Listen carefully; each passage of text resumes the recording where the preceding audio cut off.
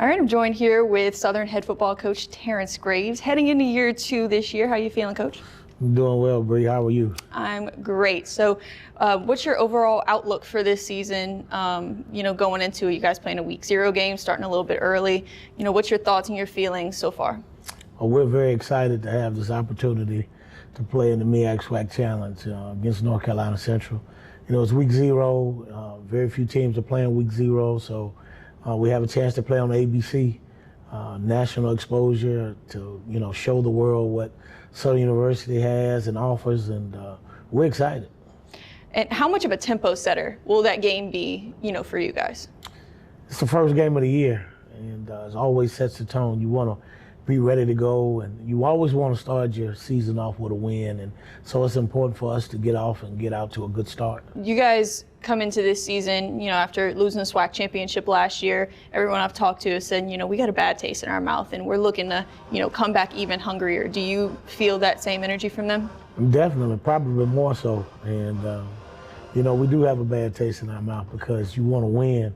Everything we do, we want to win, and we came up a little short in the championship game, so we basically used that as motivation in the spring to make sure that we do those things that will increase our chances of being successful this year. We don't linger on those things, we don't continue to hang on to them, but we use that as motivation to be better. You guys starting fall camp obviously a little earlier, but as everyone says, you're the smartest man in the state, having practice at 8 p.m. when the sun goes down. Why did you decide to do that again this year? Well, we have heat advisories that go off in the wee hours of the morning that they don't end until 7 or 7:30 at night. And so, we play the first half of our season at night, so it's around that time. It's more so of playing in that environment. It's also about protecting the players and the coaches and the staff and everyone involved because of the heat. We've been very fortunate. We don't have a whole lot of heat-related illnesses.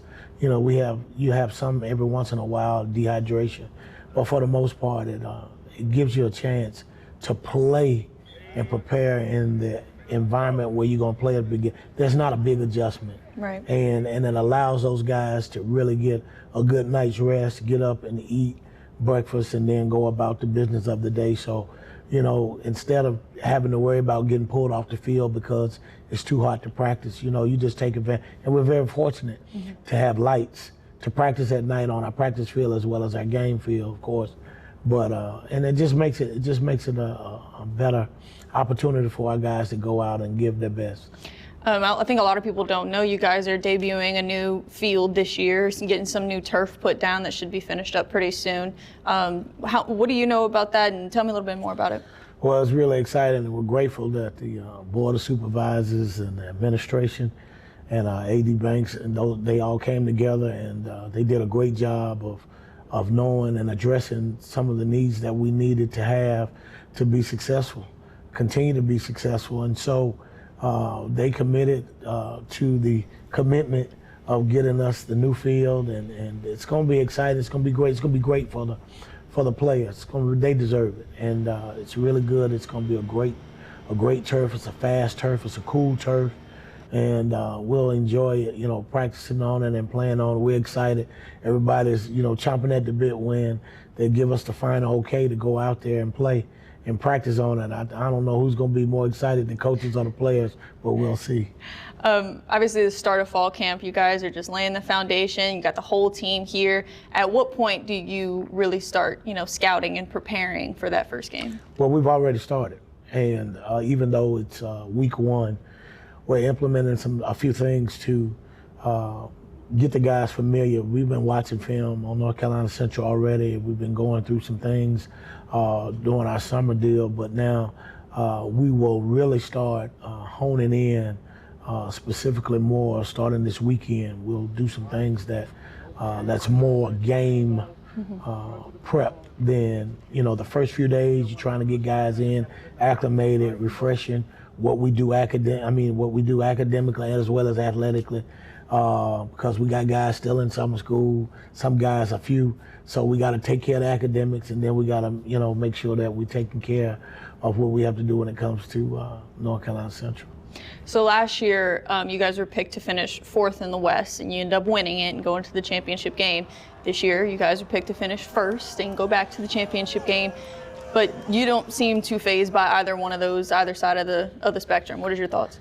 No, I don't. I appreciate, certainly the respect from the media and the coaches to think of our program to finish 1st.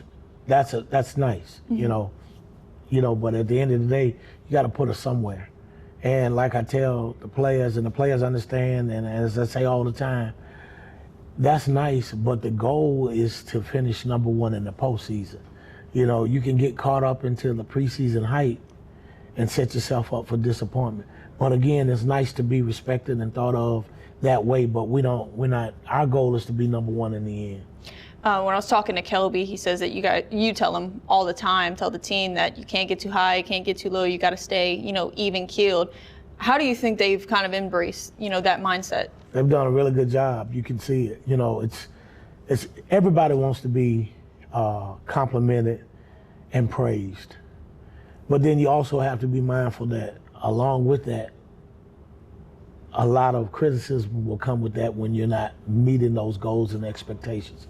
So to eliminate, and this is a life lesson, so to eliminate the disappointment, appreciate the compliments, but understand that there are always going to be some criticisms and things of that nature. So you don't get too high, you don't get too low, you stay even keel. And I've watched these guys since the last year. I've watched the maturation of those guys really understanding it, because at the end, Brie, this is about life lessons. Football is a small portion of what we do here. And so these guys, it's an opportunity to share life lessons with them through football. And so that's why we do that. Have you seen, a lot of these guys just grow as young men, beyond football because you preach that so often to them? No question about it. These guys are really growing on and off the field and in the community. And it's hats off. It's not just me. I have a great coaching staff. And the coaches do a great job of speaking life into these young men and teaching them and showing them, you want to be, we are role models. I know there's a time that some athletes say they're not role models, but we are role models. And we want to be role models. And because of that, we want to be positive role models, because they're going to be men longer than they're going to be football players.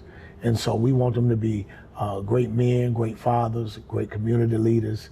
We want them to be great everywhere. And so it's easy, and to see these young men go from freshmen and sophomore or transfers and watch these young men excel on and off the field in the community, it's really a blessing. Going into the season, a lot of talk has been about this defense. You got a lot of returning faces coming back, a lot of hype around them, but not a lot of talk about the offense. A lot of new guys on that side. You got a quarterback battle and all the things. But Coach Frederick said he would prefer if flying under the radar. He was like, because it kind of takes the pressure off a little bit, and he thinks that they're going to surprise some people. Do you feel the same way? I do. I think, having a year in his system, these guys have really bought in, and they really had a great offseason. They had a great spring.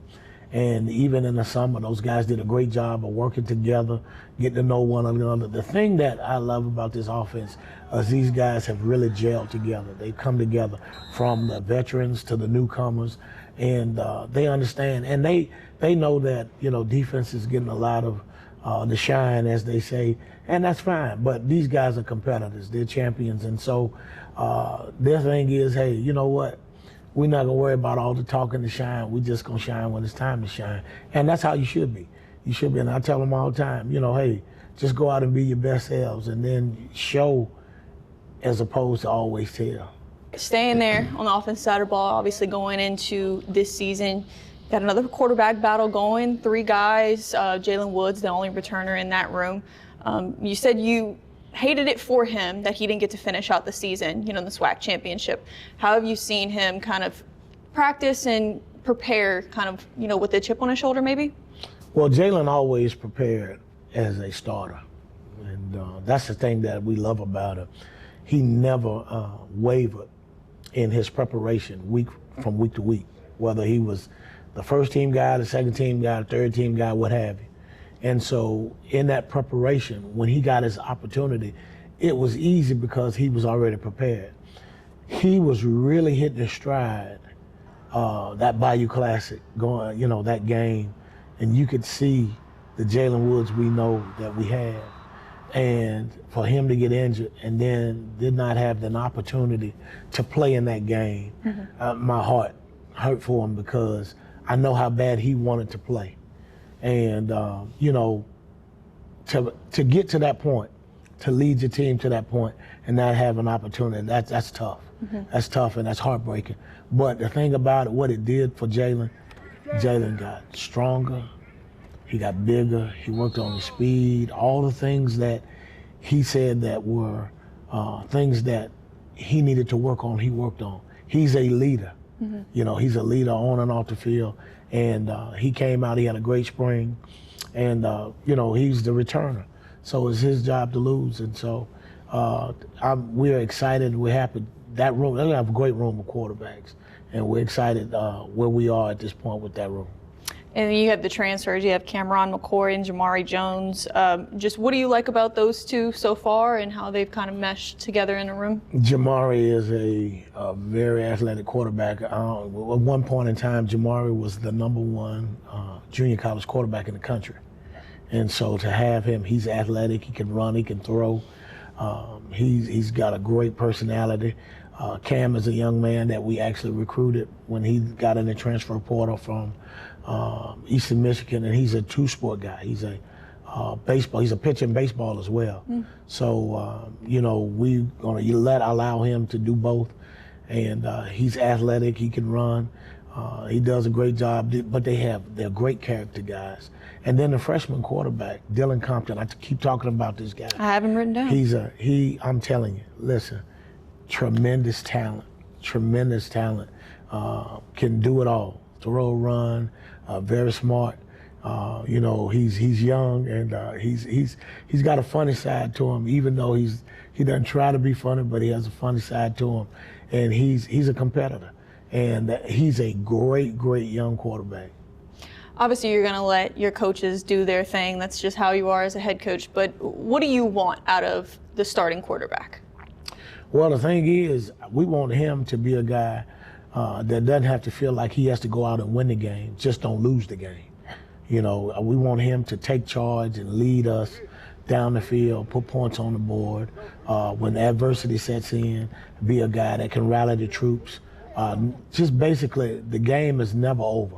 And so when every chance you get an opportunity to go out there and just, lead us to the end zone and lead us to victory and be just the overall leader, on and off the field. And that's what we're looking for. And all those quarterbacks have that capability. Last year in the SWAC championship game, the offense had 4 turnovers. I know you were disappointed in that. You guys work on that kind of thing every day in practice. You guys do turnover drills. Is there a certain level of emphasis that's more so this year that like, hey guys, we can't have that kind of thing?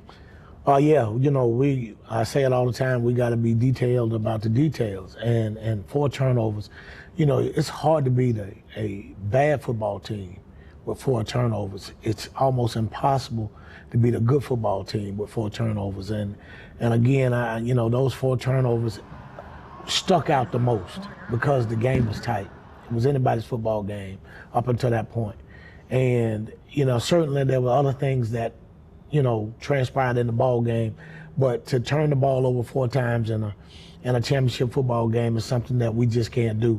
And we've been intentional about, protecting the football, paying attention to the details, and we're doing things in practice, and we're doing things in practice and on film to make sure that that's just one thing that we correct. That's the thing that stood out the most, but we're doing a great job of paying attention to the details. Going by like position groups, your offensive line, you have 4 out of your 5 starters returning this year, correct? Correct. In last year, there was a lot of new faces playing together for the first time. It took them a while to really work together and mesh together well. Just last year to this year seems kind of night and day with that group. How have you seen them kind of grow into this year? Experience, game experience, nothing nothing beats game experience. And I think hats off to Coach Nivens, our offensive line coach. He did a great job, and he took a freshman, a true freshman, a redshirt sophomore, and he put them in the starting lineup. And those guys went out there and played like they've been playing, a long time. And so they gelled together and gave us a chance to get better as the season progressed. So now they have the confidence. They know what to expect. They've done it. And now we've added some older pieces, some other pieces, even some younger linemen. And so that group has, they stick together. You see them together all the time, piling in somebody's vehicle, or they're together, they're always together. And that's what you want. You want those guys they're the glue, because those guys don't get a lot of notoriety. At some place they call them the big uglies. And so, they always get criticized if the quarterbacks get sacked or they can't move the ball. But very few times when things are going well, they talk about the offensive linemen. They understand that, and those guys are doing a great job of working together. Obviously, it starts in the trenches, but like you said, they get criticized if things go wrong. But moving the ball, running the ball this year, you guys lost your big three at the running back group, but you seem to replace them pretty well. You got two guys coming from the FBS level. How excited are you for this running back group this year? Very excited. You want older guys to go with the talented younger guys. We got some very talented young running backs, but you need experience. And that, at the end of the day, it's about game experience. And so to have an opportunity to go out and get some older guys with some game experience really helps that room and helps what we're trying to do. And all those guys work together. And that's the thing about it. The younger ones are not taking a backseat to the older ones. The older ones are helping the young guys. They're all working together. So anytime that you can have depth, and Coach Henry Miller, our defensive coordinator, he always says strength in numbers. And so as long as we have numbers, that increases our chances of being successful.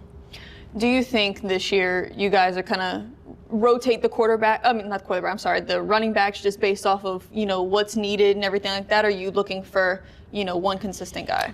Well, Coach Frederick, his thing is he's going to utilize a number of running backs. They do it in the NFL. Mm-hmm. They do it in major college football. That day of the one guy, that day's long gone. And you're fooling yourselves, because we don't play a contact sport, we play a collision sport.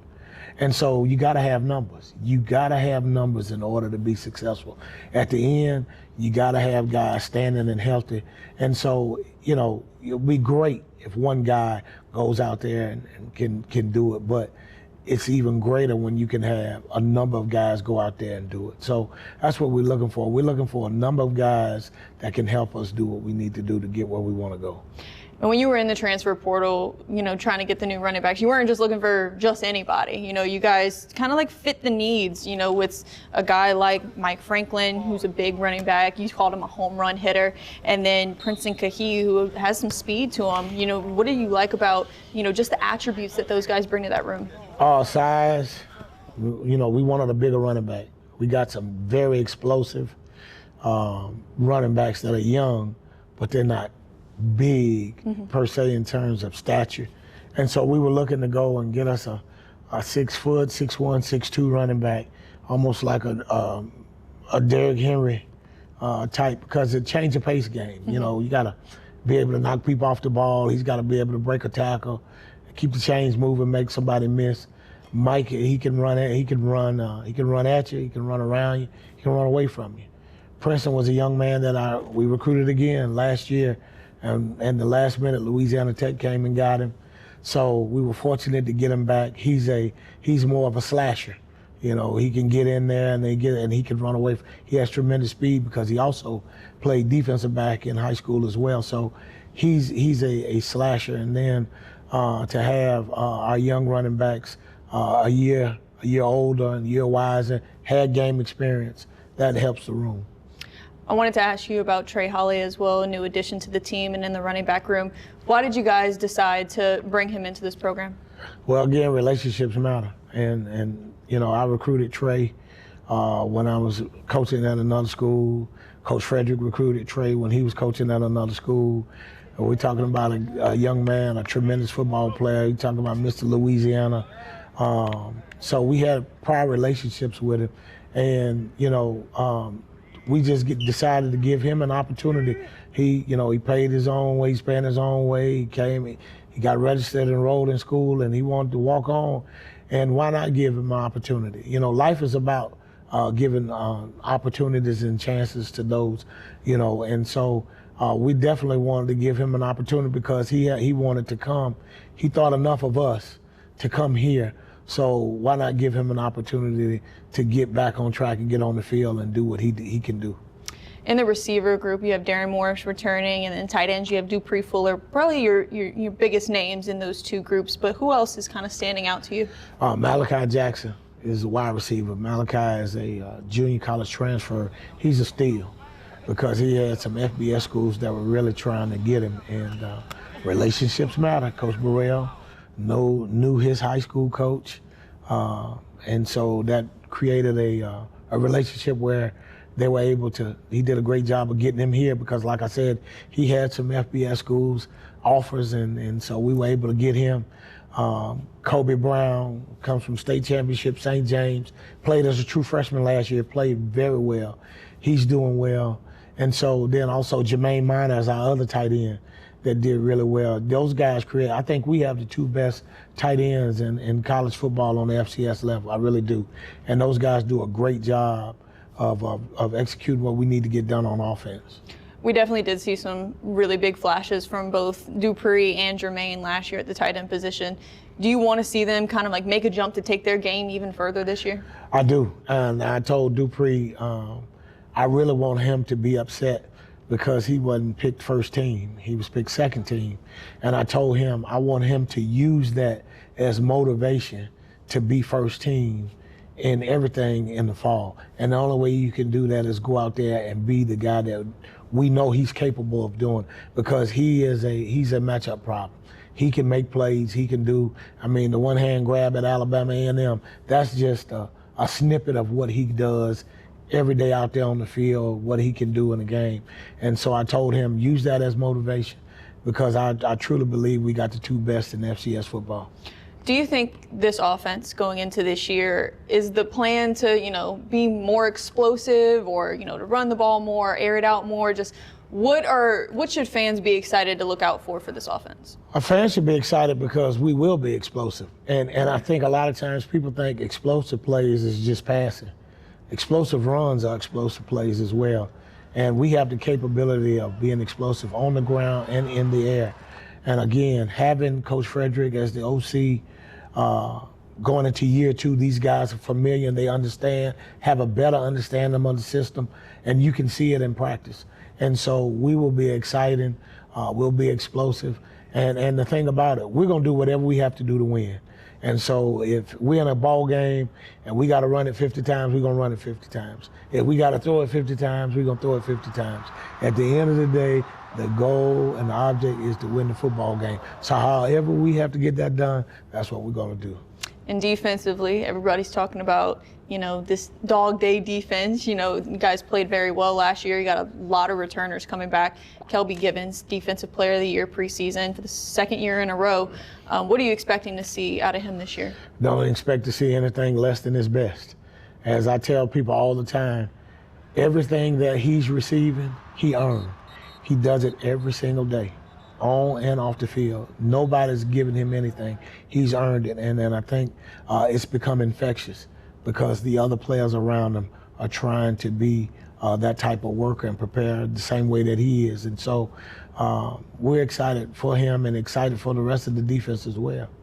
I think Kelby is probably one of the best representations of what you say. You've said it already, is relationships matter. His talent and the stats he's put up, he probably could have transferred and went to a bigger school, but he chose to stay here all 4 years. Just what does that mean to you as a coach? It makes you feel good to have a relationship with the players. It's confirmation a lot of times that you're doing it right, because in today's college athletics, yeah, he did have, people at him and wanting him to leave and go other places. But when you build a foundation and you have relationships with these young men, we look at these young men as our sons. And so that matters. A lot of these young men may not come from the best situations all the time. And so when you understand and you show them that it's just not football, it's about life. You know, every day I never walk off that field without telling those guys I love them. It's not just out of something to say. I really mean that, because coaching is my ministry. Mm-hmm. And so because of that, I'm compelled and we're compelled to really build these men from inside out. And so because of that, you know, you have those relationships, and those relationships do matter. And you guys filled some holes as far as defensive tackle too. Just tell me a little bit about that group and what you're excited for. I know Coach Miller told me to have a lot of size, which was really important. Yeah, size and depth. You know, we have numbers, and we have guys that can play. We went out and did a great job of getting guys with size and athletic ability. Some guys can run, and I think it's important, even the young guys. Mm-hmm. You know, the thing that I'm really pleased about, we have, out of our 9 freshmen that we signed, 7 of those young men come from state championship football programs, so they know what it takes to win. Sean Hamilton, right down the street at Zachary High, he's going to be a star. He's going to be a star. You know, Jonathan Ford at Opelousas High School.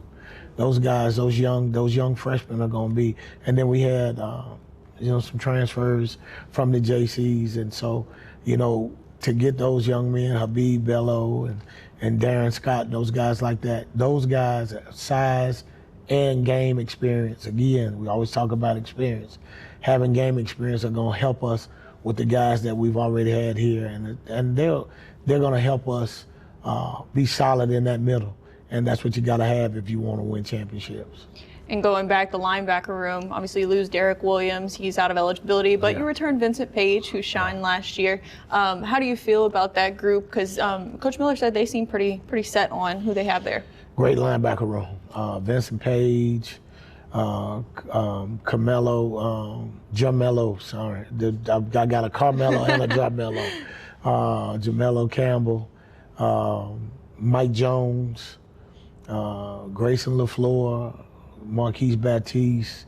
Those guys have been around. Those guys, again, experience, a year older, understanding the system and things of that nature.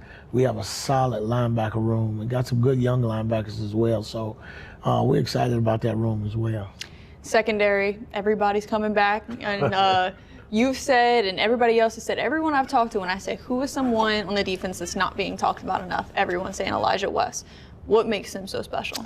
Elijah West can play all 3 positions and play them well. He can play the nickel, he can play the corner, he can play the safety. Plays all 3 positions well. He's athletic, he's physical, he's smart, he's a leader. He's a guy, and he has a great attitude, great person. He loves to be around him. He loves to laugh. You know, I love to make him laugh, but he is a talent, a tremendous talent. And he's a guy that he may not get all the shine, but I think this year that he's going to show people that everybody's going to know who 4 is. How important is it, and I asked this to Coach Miller as well, how important is it to you that this defense kind of flies around and gets those turnovers earlier in the season to kind of set the tone and build some momentum early? Got to be opportunistic. Great defenses turn people over and they score. And so we have to be opportunistic, and we gotta take the ball away from people. We did a great job of getting off the field. 3rd down conversions did a great job. Tackles for loss did a great job. The goal is we gotta score and set up scores defensively. When any teams, and you can go check this, from high school to the NFL, if they play great defense, they win championships. And so that's what we got to do. And I tell these guys, if we're going to be a championship team, we got to play great defense, and great defense to score points. It's not just offense. Mm-hmm. It's not just special teams. It's defense. And we got every opportunity to score. We got to create them. We got to make the most of them, and I think we will. Your most famous turnover from last year, Willie Miles' scoop and score in the SWAC West title game, went viral, went crazy. Do you show that to the guys and this is what I'm talking about. This is what we need. They like it. They like it, and they laugh. They get all excited. They go crazy because we call Willie Bulldog. And they say, look at Bulldog, you know. But that's what I'm talking about. The excitement, that going viral.